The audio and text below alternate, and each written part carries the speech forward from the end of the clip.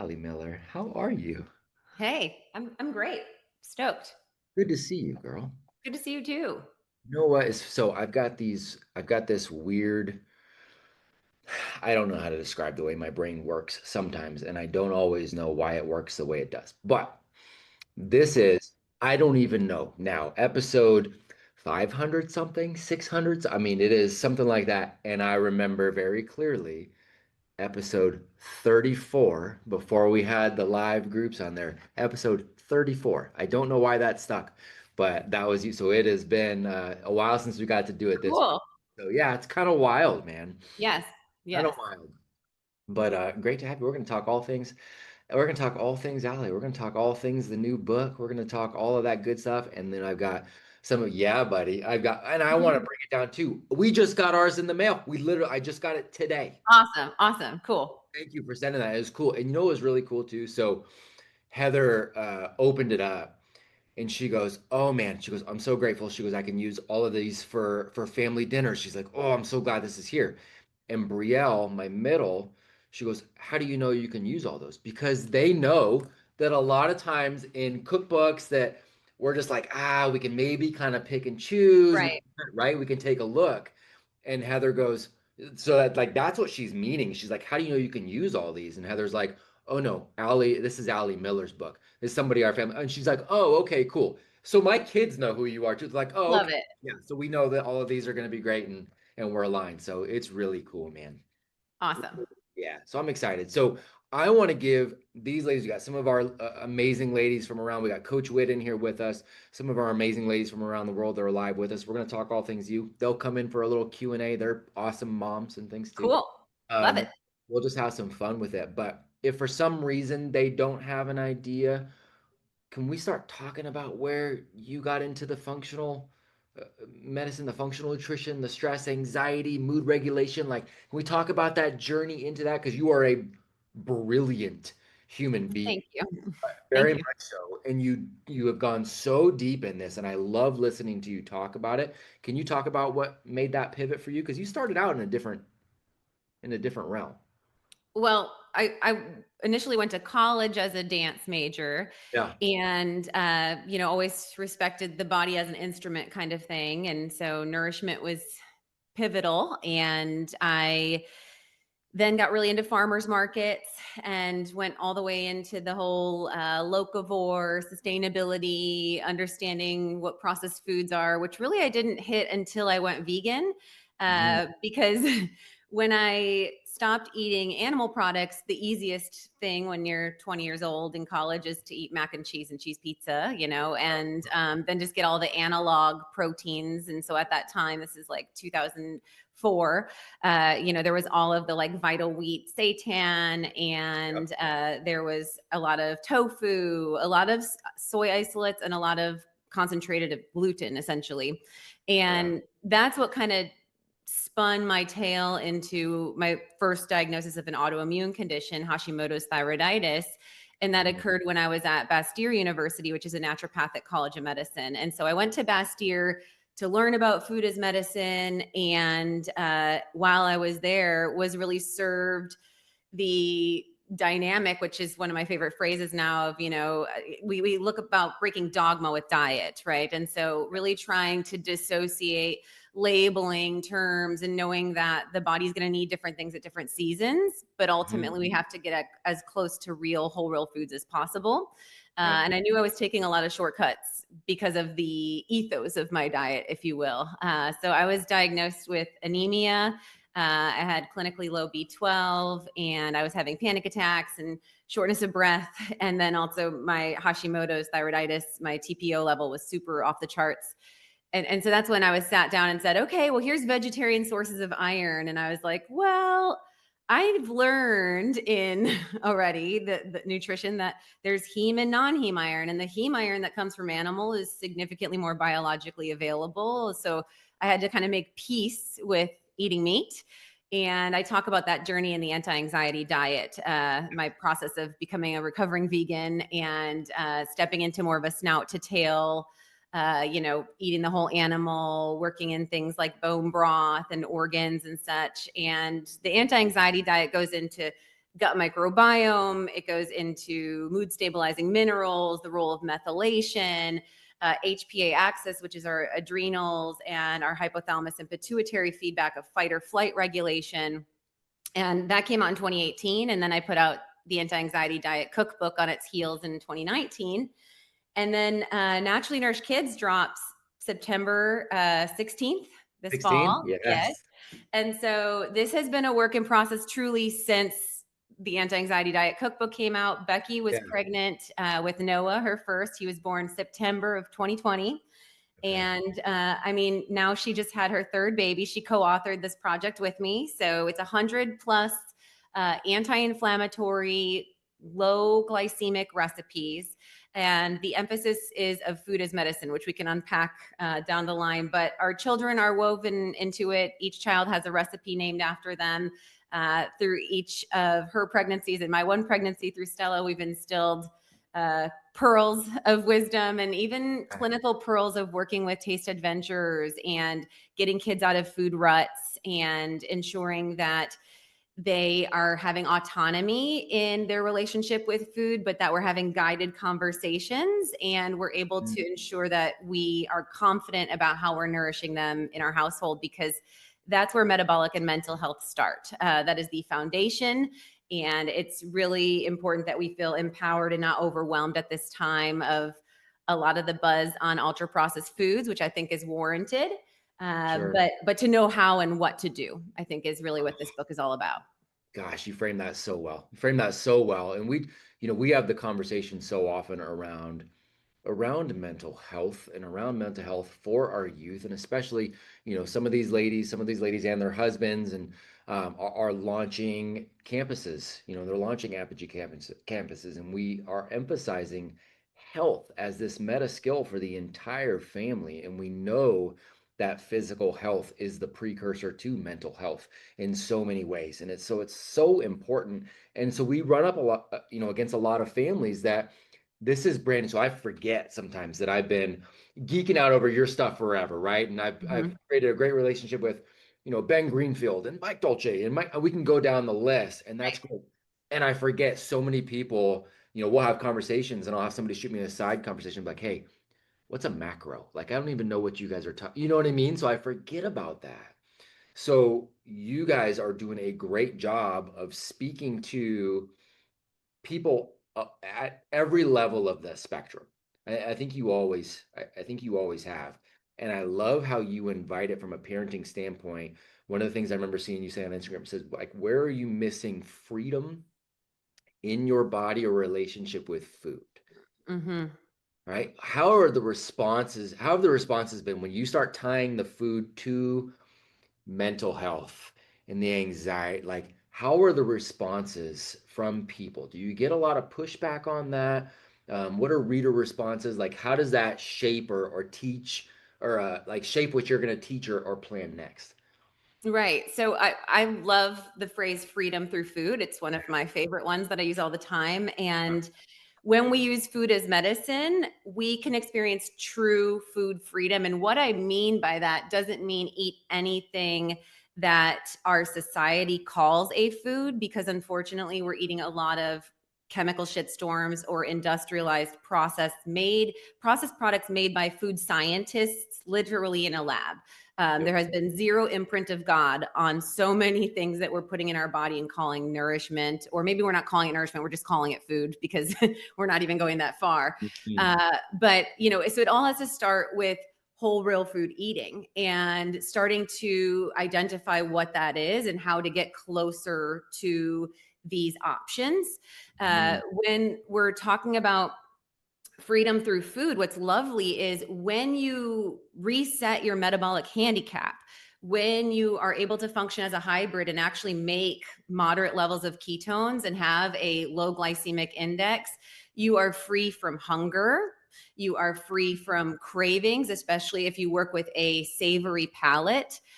You have the freedom through food to not have distraction of shoulds or shouldn'ts or a white knuckle challenge of willpower. Because Mm. you actually can be guided intuitively when you are eating whole real foods. Now, the all foods fit model, which again, I would say I agree with the concept that all foods fit, but I think what I don't agree with is a The lot of people's definition of terms on definition a of food. food. Yeah, Right. exactly. Yeah, So exactly. you can't intuitively eat a package of Oreos. That's just never, your body's never going to get a regulated response. And you will always be putting yourself on a willpower, disempowered positioning against that chemical shitstorm that was put here to defeat you. It was Mm, put here to defeat you, to make you an addict, to make you apathetic, to make you obese, to make you dependent on pharmaceuticals. And unfortunately, that's not the path to freedom. So, freedom comes with discipline and responsibility. But once we're able to have confidence in what we're putting in our body, it becomes really easy. It really does. And it sounds radical to say sometimes, but when you can redefine your relationship with food, you'll watch it in your children. There's yeah, less tantrums, there's less blood sugar, dysglycemia, roller coaster spikes and valleys, there's less impulsivity. I mean, just speaking to protein alone, yeah. when we feed enough protein, our prefrontal cortex functions differently than an individual that does not take in enough protein at said meals. And your prefrontal cortex is the master of behavior in your brain. And this is where, like, teens, prefrontal cortexes don't develop as fast as we would like, and other parts to develop faster. And so, sometimes that rationalization of, like, what are you thinking, hasn't come to the table yet. Yeah. Yeah. But when we feed with protein, we actually see better both learning capacity, better recollection of information. We see better thought processes and less Mm. impulsivity, less irritability. And then, not to mention that those amino acids literally make our brain chemistry. So it's the feedback we get from real time using food as medicine is so freeing in itself that it just, like, lights me up, obviously, and could just, It, it's go on the about it. you address so many things right there though that people just think, oh, it's the status quo, right? It's like, just I get this. I get this all the time. Or I got this all the time. Just wait till they're teenagers. Oh, just wait. Just wait till they're teenagers. Man, we're just making these assumptions that are ridiculous on all accounts. We're making the assumptions that they're not going to be able to hold high level conversations. We're making the assumptions they're not going to take on responsibility. We're making the assumptions that there's going to be this hormonal nightmare that is going to wreak havoc. And look, I'm not saying that there is any such thing as a perfect parent, and I surely am not that. But there are things that we can consider normal that Mm. society does not. All right, definition of terms is that understanding of the food we eat and how that impacts the hormones and the prefrontal cortex. Is that one of the things that surprises people the most, or what do you think you find people like surprise the most with the protocol when they're applying it? I think the blood sugar balance Mm, and the overconsumption of carbs. I mm, think that carbs are heavily marketed to our children, and they are everywhere. mhm. And so, getting a blood sugar balance established, or harnessing a child's blood sugar so they're not spiking and crashing, is day and night. It Mhm. really is day and night. And truly, I'm a big proponent of not allowing grazing and ongoing snacking, which also, there are so many kiddos that are being disserviced with just constant access to food, like just something always in their hand. And then at Yeah, mealtime, they're not hungry for their meat. It's like yeah, you just gave them a bunch of salty, crunchy, snacky things. And so now they aren't primally ready. They've just had a bunch of insulin response from every single time we brought food into mhm. their bodies. And we need ebbs and flows so that there is a readiness to eat at the dining table. And so, I mean, giving up snacking and being conscious of carbs, and really looking to balance out those carbs from whole food selections, and then Right. having a protein or a fat paired with them, is a game change in the beginning. And you can do that. You can establish this at any age. And what's lovely, and I love that you're all about autonomy, Matt, is we need to meet every child from toddler through teenager where they're at and have empowering conversations with them.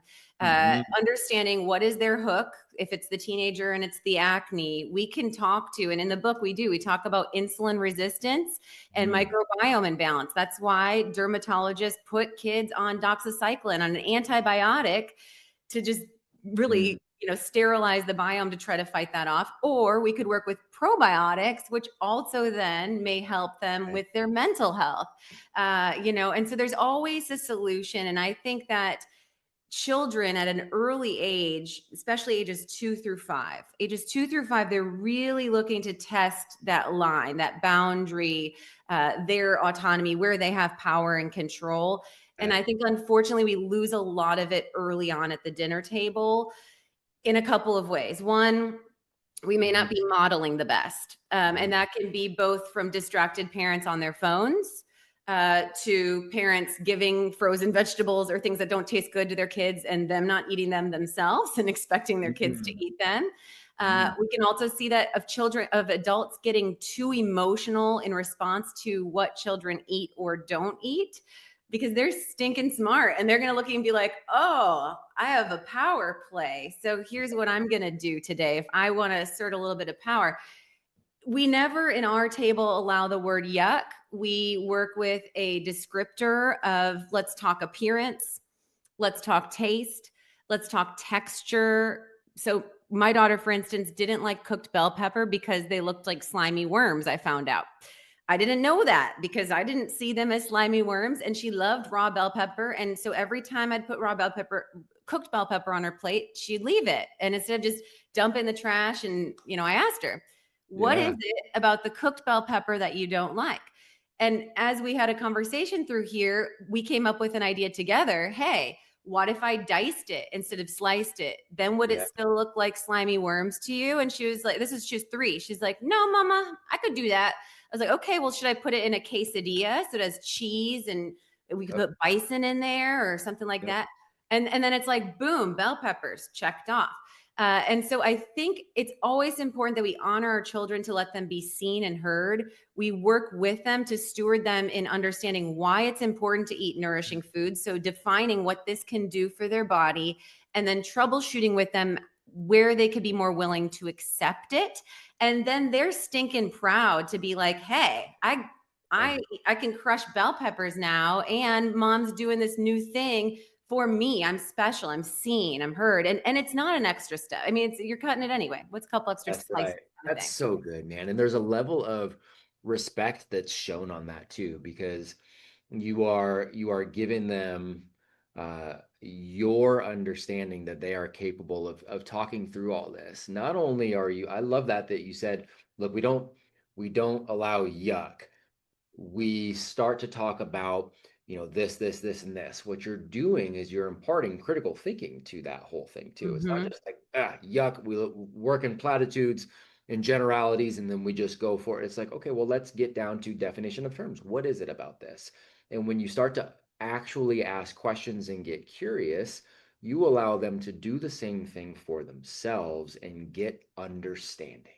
And I think Mm-hmm. that's brilliant. When you're laying that out, it's brilliant. I remember Brielle, she's 12 now. I remember her being somewhere around 2 or 3, and she was gagging, and she's like, I will not eat this asparagus. And we said, oh, okay, cool. We said, "But you don't like the asparagus?" She says, no, I like these trees. We had broccoli, and she's like, I like these trees.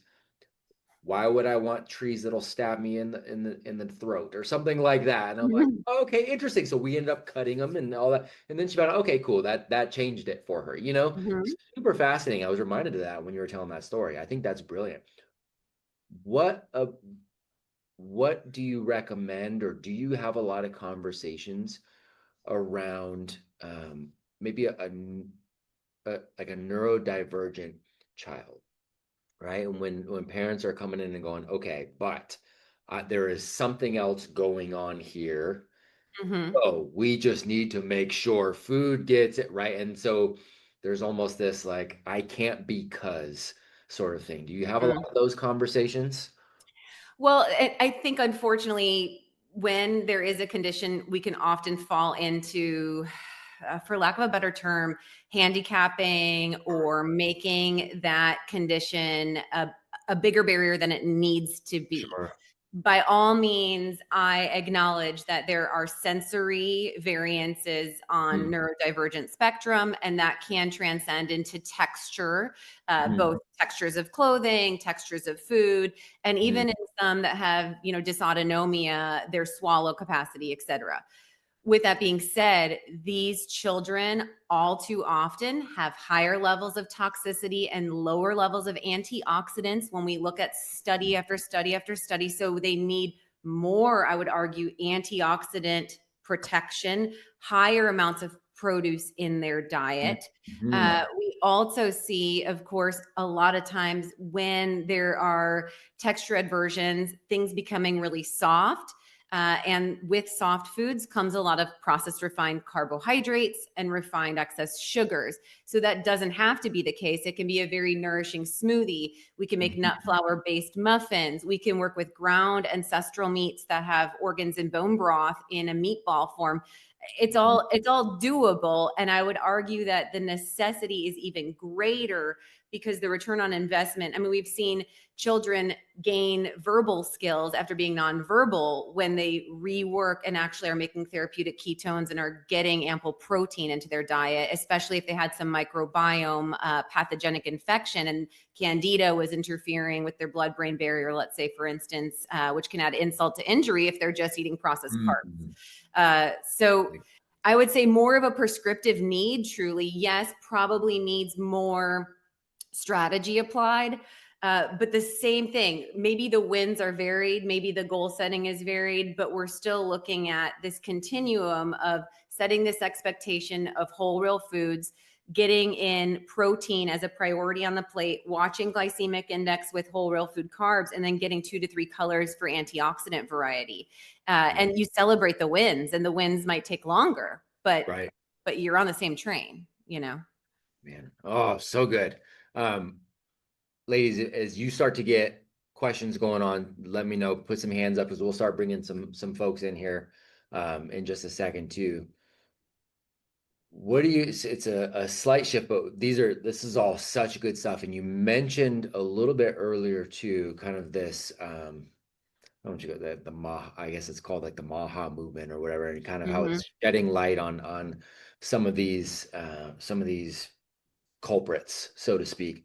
What do you think about that? And I don't ask this rhetorically in any fashion. I don't follow a ton of, I just don't follow a ton of things, period. So I'm Mhm. aware that there is a spotlight on artificial dyes. I'm aware that there are a couple of things that are being highlighted that I think that's interesting and I think that's great. And I like that we're bringing awareness. Do you see anything in that you're like, okay, cool. I'm really glad that we're championing this. Do you see anything where we're like, hey, it would be great to start a conversation around this? Like, how do you feeling about that from a cultural standpoint? I think that we need always, always Give us bottom thought. up and top Yeah, down change, right? yeah, yeah, yeah. So I unfortunately or fortunately, probably the latter, don't trust or give sovereignty to government. I don't wait for government to tell me whether food is You're safe or speaking to not. your crowd, Mama. You are Right? speaking to your crowd. So, I think on some levels, there probably will be some good change, and I think Sure. having a national conversation, the way that we're starting to maybe discern on a big again disempowerment handicap is when we talk about like food deserts and governmental spend on SNAP. Yeah. Maybe removing high fructose corn syrup from the foods that are able to be purchased now that we're allowing 8-year-olds to go on Ozempic Man. through Medicaid, and so it's like if we're funding the food that's driving this, and then we're starting to create this injectable, expensive drug that has ramifications, especially on a developing body, that's when then I think we've busted Yeah. are we helping Yeah. or are we disempowering and imprisoning? And Wow. I think that that's, it can be taken in different ways, but I really feel that we cannot say, oh, these people can't afford this food or Whole Foods are too expensive or that's not in the culture of. We just Right. have to stop tippy toeing and just be super frank about these are chemical shitstorms, these are processed industrialized products, and they aren't empty calories, they're net harmful. That's the facts. Right. They're net harmful. So Yeah. it's not just that you might be missing out on the vitamin C in your orange, or the bioflavonoids, or the Mhm. sulfur containing amino acids in your cauliflower or cruciferous, or you keep going, right? It's not just that you might miss out on these beneficial vitamins, minerals, and antioxidants. It's that you're actually getting compounds that your body doesn't know what to do. And we're seeing mitochondrial toxicity. We're seeing more fat gain to protect our body from what it doesn't know how to process. And I think that we're seeing a huge influx of loss of sovereignty of pharmaceutical outsourcing in lack of metabolic health. So I think it's good. I think that uh, we need to keep having the conversation, but we need to make the change. We've used grass law in our country, from I think it's mid 60s, I believe. And grass stands for generally recognized as safe. We have over 10,000 chemicals in the US food system, many of them who've only been tested by the producer themselves that monetizes from the sale of said ingredient. So Mhm. when we're not having a third party truly regulating and the FDA is allowing this grass concept, as a Mhm. mother, as a functional medicine practitioner, I'm not feeling comfortable with waiting for that said agency to tell me what I should put on the dinner table in my household. I want foods served that are 100% safe for human consumption based on the generations that have been viable and thriving consuming said foods. That's what I'm going to use as my data, and that's what I'm going to serve. You get me all kinds of excited, man. This is why you and I have always gotten along so well. Every single bit of that, including starting with, we don't assume the government is going to be the ones to give us that sovereignty and freedom we're after. Right there Well, with and even just a little more linear on like the food dye specifically, Matt. I don't know if you saw they before RFK Jr. came in with his role. Food dyes at the end of last year were being rebranded or renamed, and uh, this is what I say to uh, people. Is like I don't want you to have to worry about THBQ, or I don't want you to have to worry about yeah. all of these Play that different game. letters of preservatives, emulsifiers. I want you to look at a food and say, is that a God food? Was Yeah. that growing or living? Does it wilt? Did it have a mother? Was Right. it ever alive? That's Yeah. an easy Right. criteria. And then, or was it not? Because we don't have to get so down the rabbit hole about what we need to avoid and what's the most harmful thing. We just Mm, need to redefine our relationship with what food is. And then you don't have to worry about that type of stuff, because right. that's what they were starting to do, work around consumer education. And I think when we worry about exclusivity, we can become manipulated by food marketers very quickly, because then they're Right. claiming 0 grams of trans fat, or look at Right. this window versus what are you actually getting in this That's product. right. That's right. Yep. So good. So good. So All I right. have I have a question about like if let's say a child is already hooked on this ultra processed foods and sugar, what's a actionable step that a parent could take to just start the process of removing all of that so it doesn't feel like this big restrictive shaming of what the child is eating? Totally. Mhm. Totally. Yeah, I love that question. So, I find food as medicine as a double-edged sword. So it's both about restriction and abundance. And yes, restriction or removal has to exist, but I don't think that that has to be the first step. I think the first step would be abundance and trying to find whole food recipes that you and your child enjoy, find pleasure in from the process of making it through eating it, right? And so maybe it's a start of abundance in the sense of like, let's come up with 3 entrees for dinner that we can use in rotation that we feel really confident about. And then maybe it moves forward to like the after school snack. Instead of doing something in a package, we're going to make a smoothie every day after school. And that's going to be a new ritual that we're establishing. And the smoothie recipe can change depending on the age of the child. Now that's kind of on trend. They might want to find a recipe, or you can, we're going to do frozen mango with coconut milk today. Tomorrow is going to be cacao powder and peanut butter. So, you can kind of slice and dice how you like that. But that's a really good, I think, anchoring. Think of like the anchoring, change making, impactful choices that are going to be easier wins Yeah. before, yeah, the gauntlet of hey, we're Yeah. swapping out the entire, get the trash bag, shock and awe moment in the television segment type of thing. I think that, like I said, there is freedom in it. And innately, we thrive on viable, real food. And so if we have guided conversations of empowerment versus allowing the child to see victimization through it, and that's a slow and steady, aware process, Mm, that then it should become a lot easier. And especially if we know our child's hook. And so, depending on wherever they are in their age, it's, right. hey, buddy, it's really important for me. I've just learned these things. And I'm sorry, I haven't maybe made, or collectively, you don't have to wear the blame yourself per se, but I think there's an okay conversation to say, hey, I've learned these new things. These are things that I think could help the both of us. And I think for you and your goals of boom, boom, boom, if we make these certain changes, you're going to see boom, boom, boom, more resilience on the soccer field, less headache frequency. I mean, I don't know, again, what's going on with said child, but I think we need to always anchor into our why, and watch for the victimization. My daughter is 9. She's grown up in my household, so her first food was avocado, followed by salmon, by blueberries. Uh, it's going to be interesting as she gets into tweens. I just had her on my podcast as a guest, and I think we had an awesome conversation. And she talked about how kids are talking about a sugar storm, or a sugar, I forget what phrase she used. Hmm. And she says, you get real sweaty, you laugh until your head falls off, and then your belly hurts and you feel like you need a nap. And I'm like, yeah, like that's a blood sugar spike and a crash. And we Yeah. talked about food freedom and whatnot. And she said, she's like, it's either you feel really good now, or you're not going to feel that good. And I like feeling good. And it's like, it's pretty easy to connect those dots when we're seeing it going on in real time and we know how to do better.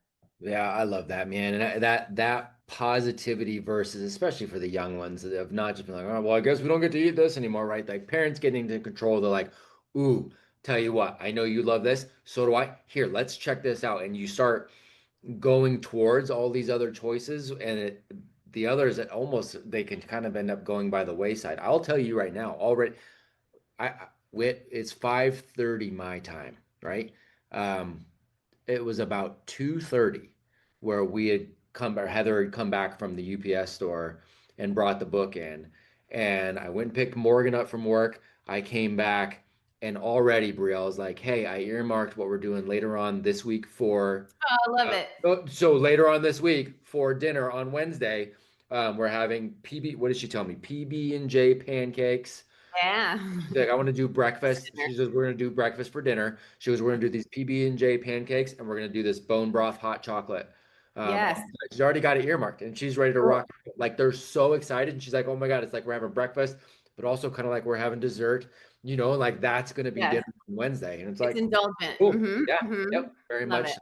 So like when they're Love it. really excited about that, that makes it so much easier. So like I want to, yeah, we're gonna play with this, and I'm also getting another copy that I'm gonna buy and send to your house too for you guys. Wait, 100%. Love All it. right, Love it. Suzanne, get in here, girl. Hi, Allie. Thanks for being Hi. here.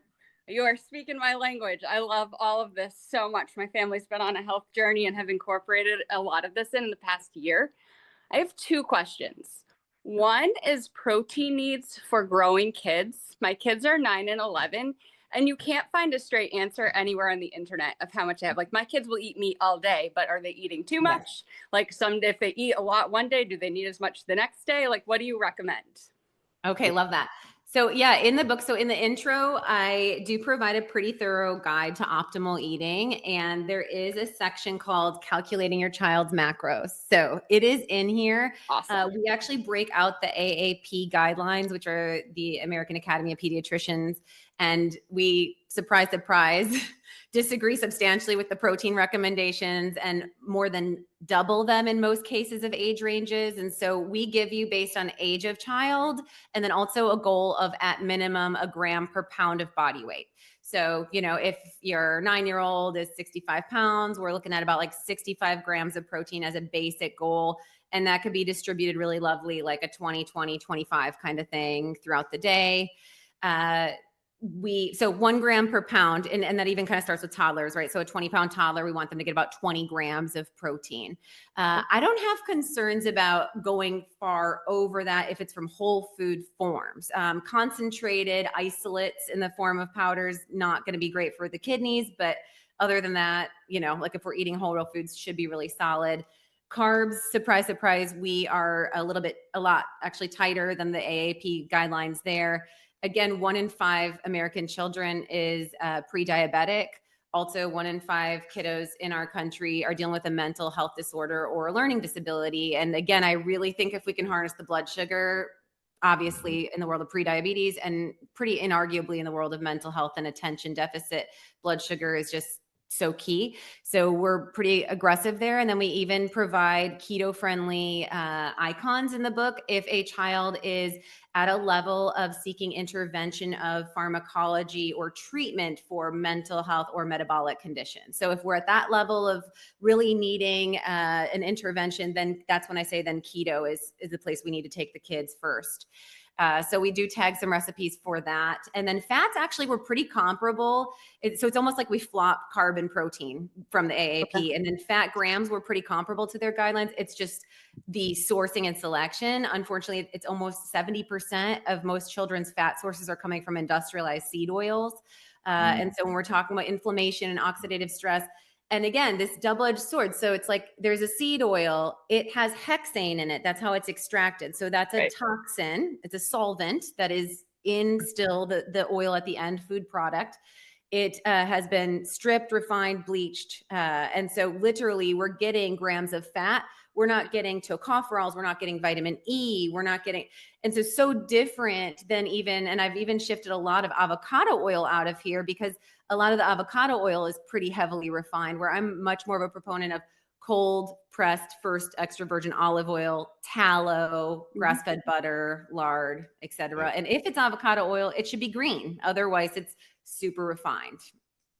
Can I piggyback on that with carbs? Do you think that there's a place for fresh milled flour if I'm getting like wheat berries from an organic source that's like certified clean?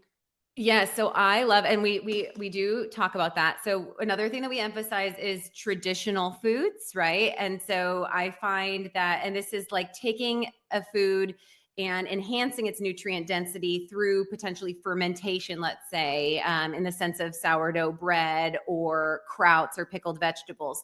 So in the world of sauerkraut, we're taking some of the anti-nutrients, and through fermentation, that lacto and bifido are giving good probiotics to our gut, but we're also enhancing our ability to absorb the vitamin K in there. We're making unique antioxidants that didn't exist before that life was provoked back into that produce. In the world of grains, I keep grain free for this book. And there's a section in, is it the gluten or is it the glyphosate? And we do talk about the impact of glyphosate driving gut sterility and gut permeability. And the short dwarf hybridized gluten that is on our grocery store shelves causing more gut distress, but that heirloom grain, so like emmer, einkorn, there's a great miller out here, Barton Spring Mills, and they stone grind everything, and they harvest from US growers that are all third-party tested for glyphosate residue. So we love them. We have a sourdough starter in my kitchen here. I find that depending on where the child is from how damaged their gut is from the starting point, the naturally nourished diet instills bone broth 4 times a week, whether it's in hot cocoa or a blueberry smoothie or a bone broth based soup. So 4 times a week, we're trying to get bone broth in the kids. We're trying to get probiotics 4 to 5 times a week. With consistency of that, I think that there's absolutely a continuum of healing where many can tolerate grains, and especially if done in a traditional fermented process and clean sourced. Awesome. Thank you so much. So good questions. Let's see, I'll get Miss Caroline Wells, and I'm gonna get, I mean, I got a million shout outs I could give this young lady right here, but I'll tell you what, one of the things, and Wit right above her, when we have our live events, we have had some of the best food cooked for us. Wit has rocked this gumbo like nobody's business. Caroline, chicken and rice and Napa slaw for everybody, and man, it was just absolutely killer. So just want to say thanks. Hi. Absolutely. Thank you. I love it. It speaks to me to create healthy meals. That's And I good. wanted to ask you two questions. One Mhm. is, what are your thoughts around nuts and seeds? Mm. And then two, how do you handle like my son's parents that say that I'm brainwashing and that when he gets older, he's going to go off the deep end and eat all the junk anyway. So why am I doing this? Yeah. I'll answer the second one first. So my personal conviction and way of answering this, which I mean might resonate with some, might not with all. I'm a Christian. We have Romans 12:2 on the mantle of our household, and what that scripture says in it is, do not conform to the patterns of this world, but be renewed by the transforming of your mind, so that you can do God's good and powerful will. And so that's kind of the way we live our lives in my household. And so I feel proud as a mother that she's figuring out at an early age what it feels like to be different than the secular norm. I think that actually this is instilling character for her that will help her as she develops into watching the tweens bullying or making other poor choices that we don't feel align with our spiritual and character of our household. And so I find, in a way, in a sense, I'm priming her fortitude. That's how I like to think about it. And so that would be my spin to your, it's like we want him to be able to know what it feels like to say no at the party, or to say, hey, I'm not going to be a jerk, even though that's cool. Or, hey, I'm going to stand up and be different. And this feels different because I'm in the world, but not of the world. That's my answer to that. And so that's the spin on that. And I think that as long as we're having conversations with them and we're seeing the wins and not letting them be victimized by it, like Stells was at dance and they were doing a cookie with frosting. And my take on it is very stringent, because I think we can confuse our kids if we say a little bit here, a little bit there. Like, oh, well, you can have a Capri Sun at the soccer game, but then you can't get them at the grocery store. Or, oh, well, you could have this birthday treat at this scenario, but we don't do food dyes. Everyone makes their own choice. Some people feel fine with the 80-20 and they say whatever happens outside of the home happens outside of the home. And that might be your piece, and that's okay. But for me, I just feel like we're just pretty direct and clear. So Stella was offered and she said, oh, I don't eat that. So then the dance teacher came and grabbed a thing of like Cheetos. And I mean, it was 4 other things. And she's all desperate and nervous. And she comes out to me in the lobby. She's like, well, Stella can't eat the cake, but this is gluten free. And this is, and I looked at her and I just said, is Stella upset? And she said, oh no, she's just dancing with the girls in the room. And I said, yes, she's fine. It's okay. Yeah. I was like, you're getting upset about this All more right. than her. And we see that in teachers, and bless it. It's sweet. And it's just, it's rewriting those conversations, because I'm not the mom that's going to flip it and say, oh, well, we don't do corn oil on this one. No, siree, Bob. And like go through each thing and like, demonize the foods. I'm just like, oh, Stella is nourished. She had a snack before dance. Thank you so much. She'd just be happy to play. And so sometimes it's just a hard pivot. Not everything. And I think it's also that kind of more spiritual thing of like, we show through example what we do, so people are curious and want to know what we're doing. Like, what's that light? What's that spark in that person? Not that I have to go shake my fist in the grocery store at people, kind of thing. So that's the vibe on that. And then nuts and seeds. I like nuts and seeds. Yes, there can be some anti-nutrients in them. Sprouting is absolutely getting more into that traditional food to activate some of those enzymes and reduce some of the phytates. With that being said, though, I still find, generally speaking, for kids, because we're trying to get protein and fiber up, like nut flour based muffins over generally like a grain flour muffin is going to be more of a recommendation as a general option there. And I find nut butters can be really lovely to work into the diet as well. Okay. Thank you so much. I appreciate your knowledge. Good. I think that was, I hope that wasn't David, but it sounded like a dog, but it wasn't your husband. No, that's my daughter's dog. Okay, just making sure Not he's not David. down there getting kicked. So that's good. I don't have him in a cage yet. No, I'm just kidding. Okay, good. All right, good. He hasn't earned that yet. It's an interesting world, because you talked earlier too about the dogma. And Julie, I'm not delaying anything. I'm gonna grab you in just a sec, my friend. So we're talking about the dogma, that goes behind eating for a whole lot of people, but it is that framing of look, this is just a positive choice here. And we understand, like, I get it. Some of the people are eating other things, and that's, hey, that's on you. This is just how we choose to go, and that's okay, right? But people have a hard time hearing that, and they almost assume a judgment sometime. And I remember talking Yes. to one of our guys, not long ago, and he's like, I heard you say something about donuts and how much you used to love them, but it's been years since you've had a donut. I'm like, yeah, man, it's been years. Like, I love them to death, and so I don't, we just don't eat like that. And he's like, okay, but what about just one on the weekend? I said, well, here's my rationale behind it now. I said, if I went, I'm just gonna do just on the weekend. Could I also go to Heather and be like, hey, I'm gonna get a girlfriend, but just on the weekend? Right. Like, I'm just gonna see her once on like every Saturday, and that's it, right? Like, that's cool, right? Like, it's okay. He's like, well, of course. I'm like, well, that's how I view it. Again, I'm not, being dog. I'm not telling you you can't.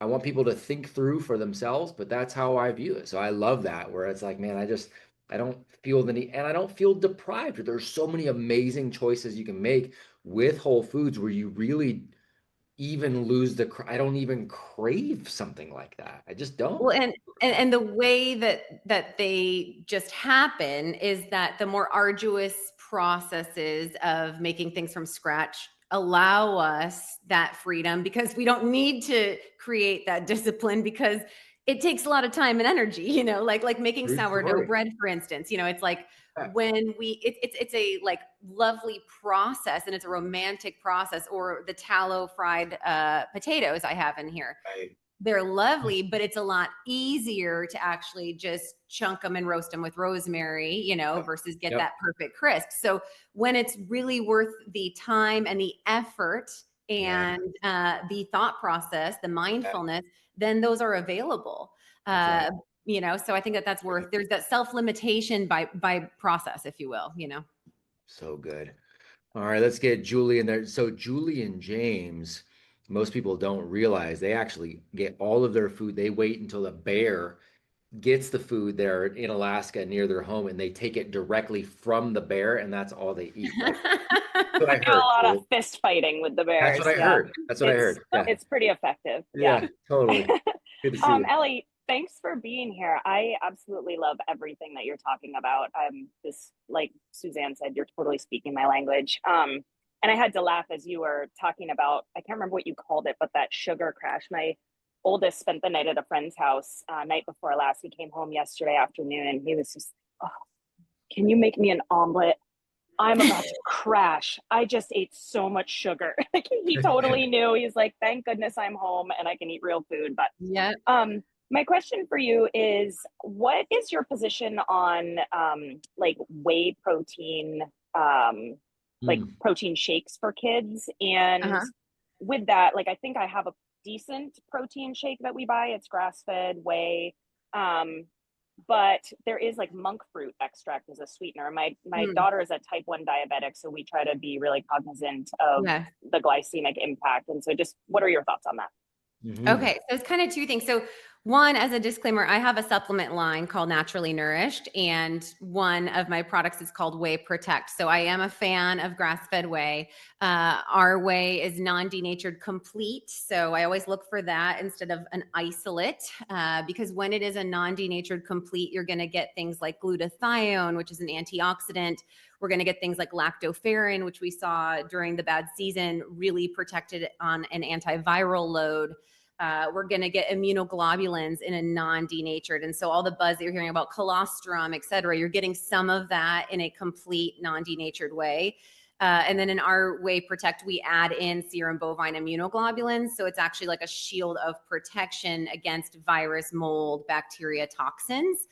So that's a flagship product of mine. So I'm a pretty big fan of it. I wouldn't produce it or do that if I didn't see it wasn't a good staple. I think it's a great way to help kids meet their protein goals. I don't want them to rely on it exclusively, but I think upwards of 30% of their protein needs could absolutely be appropriate in a nourishing whole food smoothie. And I do it myself because when I'm go, and I'm in sympathetic nervous system mode and I'm not in that optimal parasympathetic rest digest, I'm not making the enzymes, I'm going, I don't have time to assimilate and absorb my nutrients if I'm not in that space. So like dinner meals are always very chill. We try to eat outside as a family. And we even talk about like dining environment is key, of course. But midday clinic days, I'm all about knocking down a smoothie and using that for nourishment. On the monk fruit side of things, I'm a pretty big fan of channeling savory, even in constructs of type 1, just because sometimes that can, I find, create some incongruencies of that food freedom concept, because the palate doesn't know what to trust. So it's like if the palate is always getting this hyper palatable sweet flavor, then it's like we're going to crave the cake bombs at the coffee shop, or when we're at, I don't know, a wedding, we're going to want to cheat on the cake or whatever it is. And so when we channel savory, in the sense of like, and for your daughter, maybe that means an 1/8 cup of raspberries. Maybe that means actually no fruit and just doing nut butter and vanilla bean with maybe low processed dairy, raw milk, or, whatever kind of base we're using, coconut milk. And cinnamon, and kind of keeping it a little bit more on the savory side. And I would just limit the amount of products that have non-caloric sweeteners. They all have their own, potential harms. The more natural ones, less so, but they can still sterilize the microbiome. And we can definitely see a blood sugar response in some individuals based on the GLP-1 receptors in our tongue. So the taste receptors say, hey, I just tasted sweet, and we can release insulin from our pancreas due to that, which can then cause blood sugar spikes and then residual crashes followed by residual spikes. Or again, that palate of just like, I really want kids to be like, whoa, that strawberry was crazy sweet. And like one strawberry to just punch them with flavor. And so the palate stays more open to alkaloids, to bitters, gamier meats, which tend to be more nutrient dense as well, is all kind of in that savory family. So we have a section in here about sweeteners, and we identify our favorite sweeteners and the benefits they provide, and then how to use them in the household. Okay, that's great. Thank you. Yeah, we try to keep it as natural as we can. And we actually have bees too. So we try to use honey as much as we can as a sweetener. So love it. Yeah, yep. Thank you. Yep. Mm-hmm. Good stuff, Julie. All right, Andrea, get you in here. Hey, girly. Hi. Hi, Allie. Hi. Uh-oh, you just muted. There, sorry about that. Good. It's great to hear everything you have to say. I've just been soaking all of this in, so thank you. I just followed your podcast too, so I can't wait to get on there.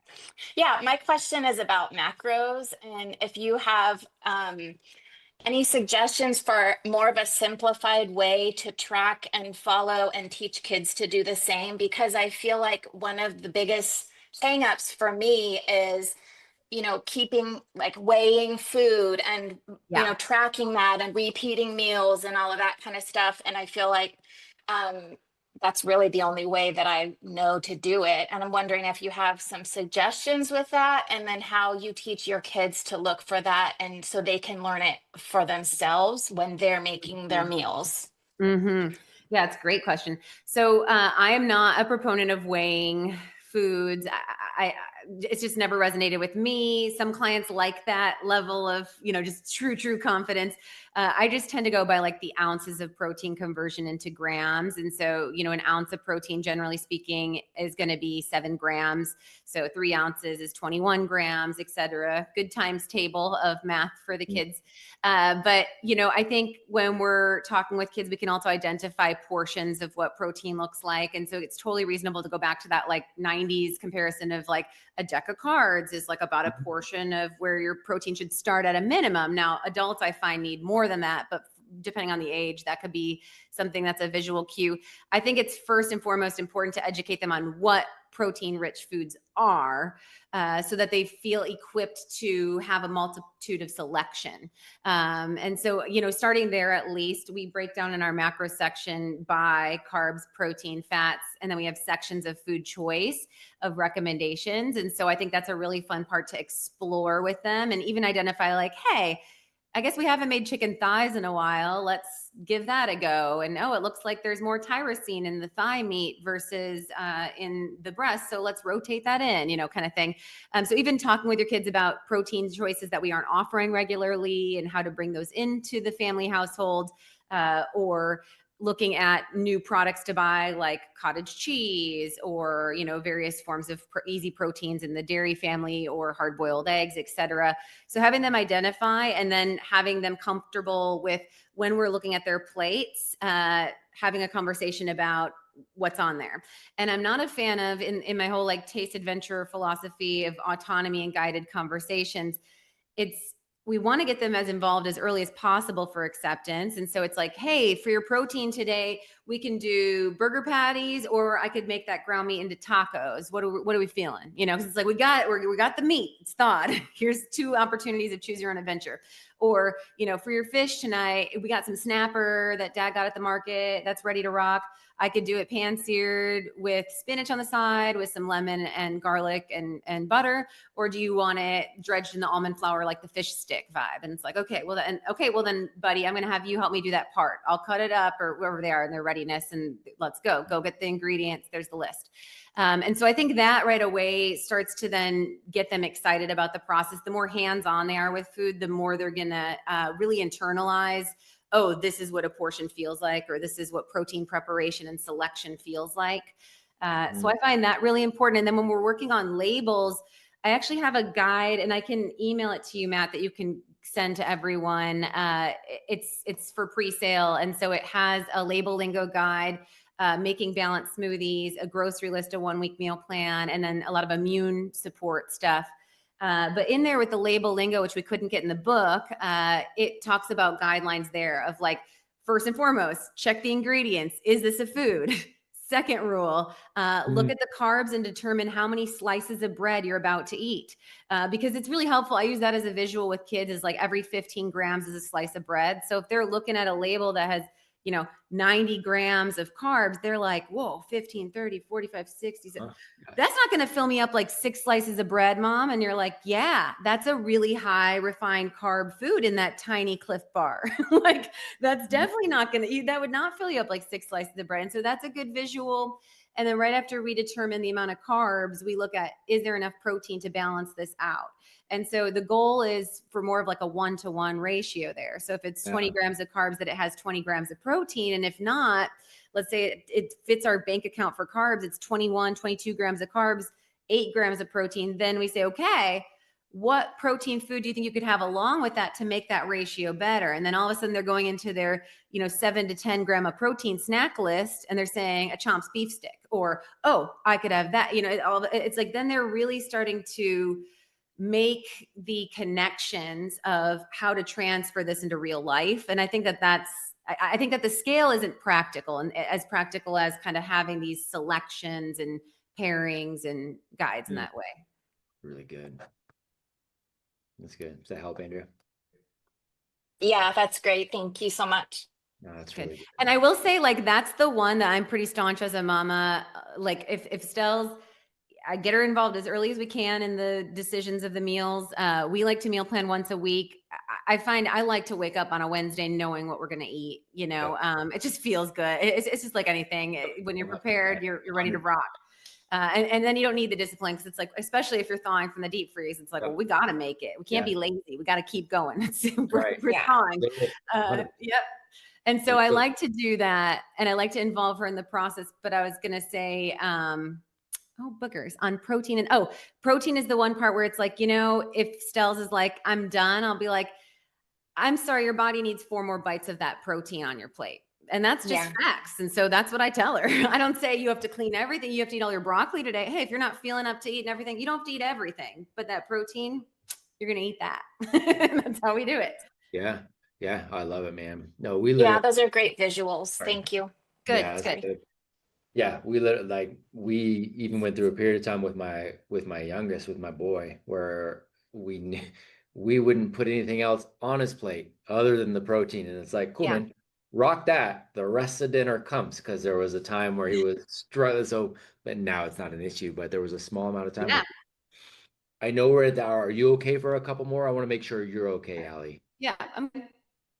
Okay, guys, we'll get the last. We'll get Willow and we'll get Ashley from outside. Okay, and we'll stop there. Let's get Willow. Bam. There we go. What's up, my friend?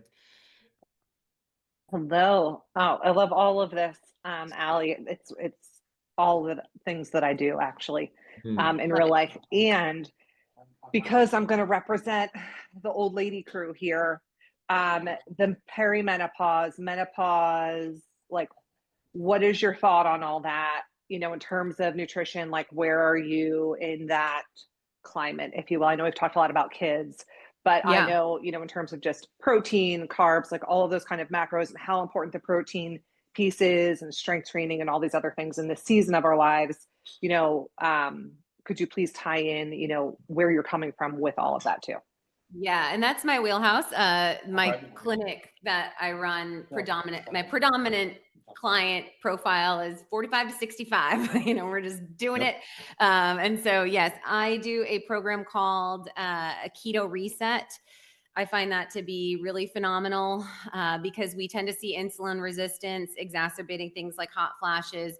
We know that once we cross age 35, we're subject to sarcopenia or muscle wasting. And so it's a lot more of an uphill battle to maintain optimal metabolism. And when we lose muscle, not only do we reduce the amount of calories we burn at rest, but we also lose the ability to take glucose into the tissue secondary from our insulin receptor. So we start to see blood sugar coming up. We start to see muscle tone going down, and then hormone, of course, fluctuating and changing. And so big proponent of checking leptin and insulin levels. Those are two labs that often aren't run. You know, you could have a really lovely A1C, but you could still have an elevated insulin level. And so that's even prior to pre-diabetes per se. And that can interfere with just that like stubborn belly fat, or again, hot flashes, or really exacerbate perimenopausal symptoms of concern, even things like sleep dysregulation. So with the keto reset, we do work with bringing insulin levels down to an 8. So some people start at a 20 and we get them down to an 8 within 4 weeks. Some people start at 36 and it's going to take them 8 weeks to get down to an 8. But we watch that insulin factor, because when we can get that down to 8, we're basically unlocking that metabolic resistance. And then we can start to play with metabolic flexibility of bringing carbs to a threshold that that individual is able to still maintain that glycemic balance. And then in the interim, we're still focused pretty heavily on protein, some of the things I've spoke to, of course. But yes, lifting and meeting protein is totally a strong recommendation. And I am a fan of testing hormones. Vitamin C becomes really, really important because we can actually convert progesterone into cortisol. So often progesterone declines before estrogen, even though estrogen gets a lot more, I think, airtime, if you will. Many women, HRT, hormone replacement therapy, require progesterone 3 to 5 years before estrogen levels even decline. And some people get a refractory estrogen dominance before they get a decline of estrogen. And that could be even worse if their progesterone's too low and their estrogen starts to kind of peak as the ovarian production is going off. Then we start to see estrogen dominance in a body type that maybe wouldn't otherwise express estrogen dominance. So it could still be relatively lean, but just not getting where we need to be brain wise and libido wise and metabolic wise. So I do like testing hormones too, but I was saying about vitamin C is 1.2 grams is like a really strong recommendation I have from age 35 on. And so vitamin C can actually help to increase progesterone levels by upwards of 77%. And vitamin C can also help with our cortisol management. And so if our adrenals are getting taxed and we're getting burned out, we can steal from that progesterone to make cortisol, and then we start to see a big hormone imbalance as well. And so that vitamin C could be a little bit of an insurance policy to kind of help that cortisol progesterone relationship manage. Good to know. Mm-hmm. Yeah, super good to know. Good question, Willow. And I have tons of resources. If you literally Google Allie Miller RD, anything, I mean, honestly, we have like 400 and I think 70 podcasts. Yeah, you're up there too. Yeah, I was going to say you're approaching 500. Yeah, we got a lot of content. I mean, I probably have 17 on perimenopause, I bet, at least. Yeah. That's awesome. Yeah, really good. The vitamin, super quickly, the vitamin C, is there, I thought I remember reading something around like vitamin C and sugar and some sort of similar receptors, where if we're increasing some of that simple carbohydrate intake, we also almost have to increase that vitamin C because those receptors are often shared or something. Am I completely misremembering that, or is that something that even sounds familiar? And I feel like now that I'm saying it out loud, saying with my brain, I feel like it was a conversation with Sean Baker at some point. And so Okay. I could be misremembering that. I'll go back and take a look. I didn't know if that was anything that rang a bell, but I'll go back and take a look. Okay. Yeah. I mean, sugar drives oxidative stress. Yeah. Sugar can take our neutrophils off guard during times of immune time, which means white blood cell count, and vitamin C can get that value back up. There's some interplay with oxidative stress and immune and hormone, but I don't know an exact, but like we could argue again, insulin resistance exacerbates low progesterone, so I think there's a lot intertwined. Yep. Mhm. For sure. All right, Miss Mraz. Hmm. Don't worry. Don't worry. I learned. It's not Mraz. Wow, I'm impressed. Well, your husband corrected me after all this time, finally. And I'm like, you should have said something at the very beginning when I said, hey, are you related to Jason Mraz? Ha, ha, ha, just God. kidding. And he's like, no, but she should have said it then. So I blame him. That's the worst thing that came along with marrying him is that question I get all the time now. I did it jokingly. I knew that was, but I totally understand how that would be the case. Good to see you. You too. Thank you, Allie, for being here and for taking one more question. So with food being such a big conversation and focus with kids growing up in this way, and we have a 10-month-old and we already are, feeding her all the best things. And I'm like, she's just a perfect little body. I don't want to put anything bad in her. Right. But with it being such a big focus, do you see any issues with having bad relationships with food or body image issues, or kind of turning into that? Are there things that we should look for in their relationship with food? I mean, I think it goes back to the victimization again, right? So I think that that's probably like the biggest backlash that I get. And I think as the book gets more esteemed, it's going to be that I'm promoting disordered eating to my child in some way, shape, or form. I know that will get sliced. And so again, I feel really principled in the why behind it, both in the sense that I'm empowering her metabolic and mental health.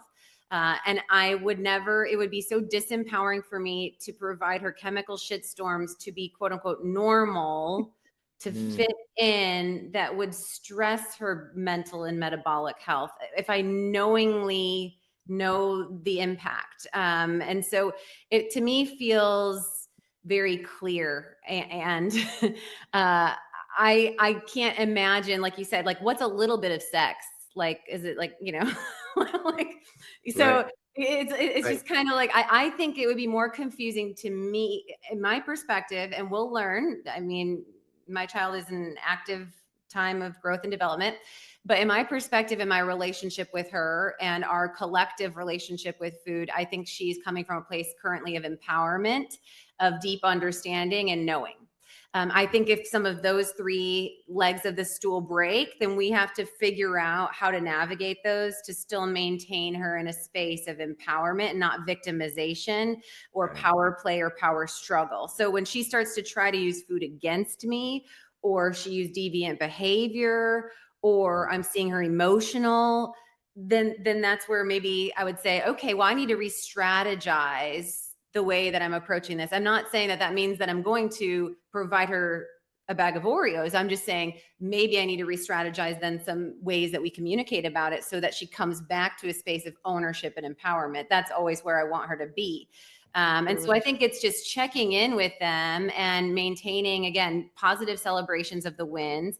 This past, I actually shared it with you, Matt, because it was cool, an entrepreneurship project that we got to do with her school, where I got to go in and help them harvest beets. They do have a school garden, so very proud of that.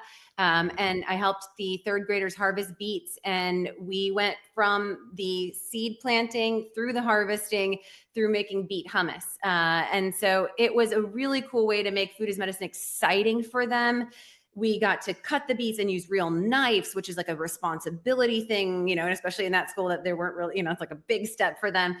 We talked about raw versus roasted. We tasted the characteristics. We added salt at different levels and different amounts of acid into different recipes of the beet hummus to taste what more or less lemon tasted like. What happens if we roast the garlic versus not? And it became this 4-part project where they made labels, they designed the labels, they got to use marketing, and then even costing out the raw materials to retail. And I think, again, the more we can integrate food as medicine and nourishment as something that is exciting and something that is empowering and value added, not another thing to do, which comes back to the parent modeling. It's something we crave. Like, we desire vitality, we desire thrive mode, and I think that it's about the positioning and the connection with the child to maintain that. Totally. And it gets to encourage understanding, Ashley, because a lot of times fear, right? Because that disordered eating can be out of fear.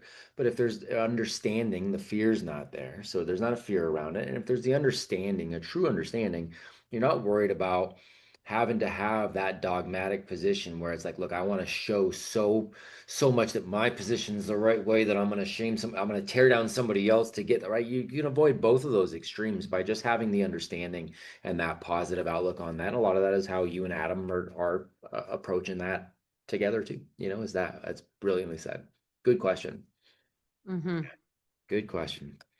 Oh, so dang fun, man. It is a weird world where commitment to optimizing the human experience is like a disorder, or you're shaming somebody, or it's a weird world, man. But yeah, well, and the time thing I want to address, just because I know we're wrapping up, because that's the other one, is the like, whoa, but and I do have one child. That's what God's blessed me with, and so that's where we are at.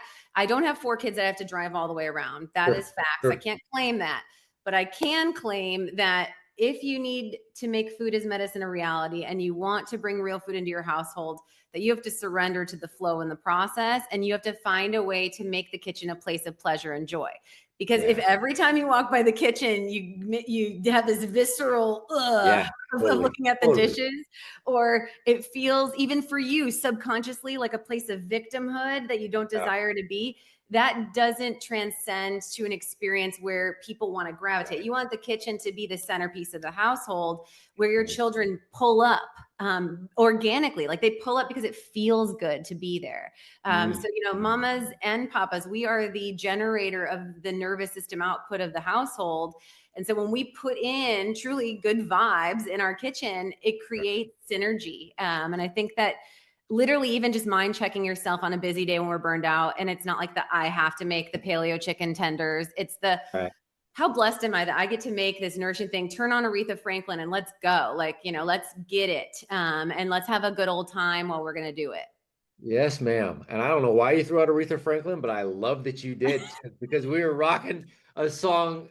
I think it was last week we were cooking, and we had Aretha Franklin and George Michael have a duet. I don't know if you guys know that. It's an old school duet, but it's fantastic. So I love that you said Aretha Franklin too. There you go. There you go.